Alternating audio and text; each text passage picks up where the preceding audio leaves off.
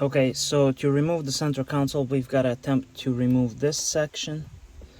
And I think we're also going to remove the cup holders.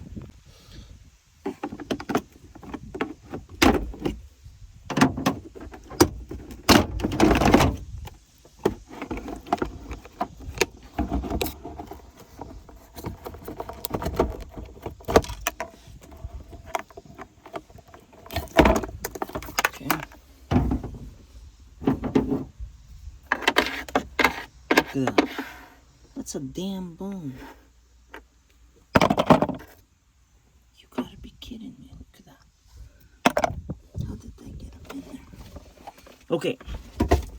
So now we gotta remove this 10 millimeter and this 10 millimeter. And we should be able to slide the console out. Here we go.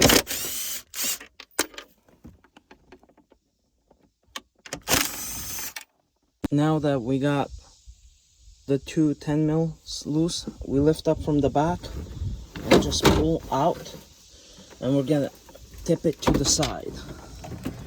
There is a harness in here. We've got to unplug that.